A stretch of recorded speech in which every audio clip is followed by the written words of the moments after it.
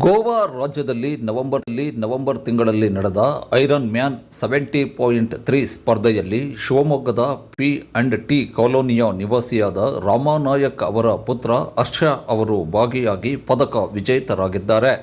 ಸದರಿ ಸ್ಪರ್ಧೆಯಲ್ಲಿ 31 ದೇಶಗಳ 1300ಕ್ಕೂ ಅಧಿಕ ಸ್ಪರ್ಧಿಗಳು ಭಾಗಿಯಾಗಿದ್ದರು.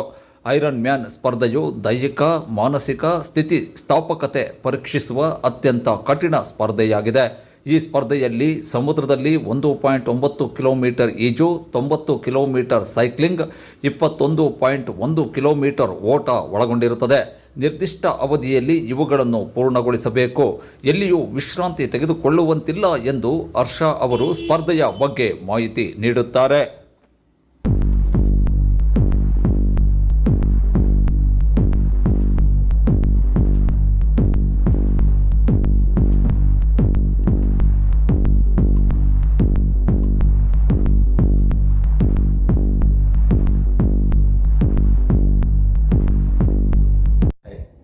ಹರ್ಷ ಅಂತೇಳಿ ವಿನಮ್ನಗರ್ P&T ಕಾಲೋನಿ 5th ಕ್ರಾಸ್ ನಮ್ಮ ಮನೆ ಇರೋದು.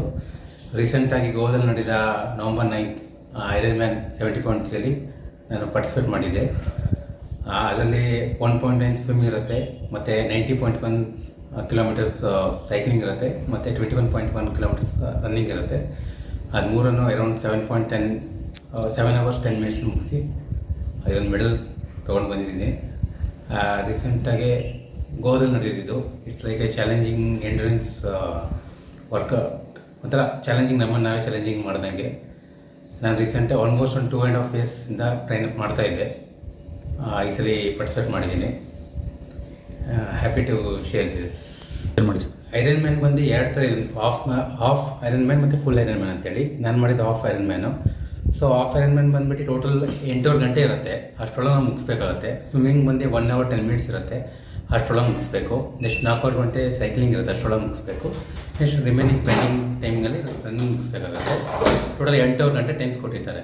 ಇದು half marathon 70.3. Full Ironman ಬಂದು ಇದು ಡಬಲ್ ಇರುತ್ತೆ, ಅದು ಇಲ್ಲಿ ಇಂಡಿಯಾದಲ್ಲಿ ಇಲ್ಲ. ನೆಕ್ಸ್ಟ್ ಕಮ್ಮಿಂಗ್ ಇಯರಲ್ಲಿ ನಾನು ಮಾಡಬೇಕು ಅಂತ ಇದ್ದೀನಿ.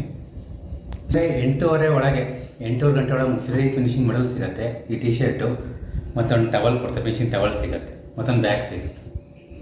8:30 ಗಂಟೆ ಒಳಗೆ ಮುಗಿಸಿದ್ರೆ ಈ ಮೆಡಲ್ಲು, ಈ ಟವಲ್ಲು, ಆಮೇಲೆ ಗುಡಿ ಬ್ಯಾಗ್ ಒಂದು ಸಿಗುತ್ತೆ, ಮತ್ತು ಈ ಟಿ ಶರ್ಟ್ ಒಂದು ಕೊಡ್ತಾರೆ ಮುಗಿಸಿದ್ರೆ. ಇಲ್ಲಿ ಬ್ಯಾಕ್ ಸೈಡ್ ಸಹ ಇರುತ್ತೆ.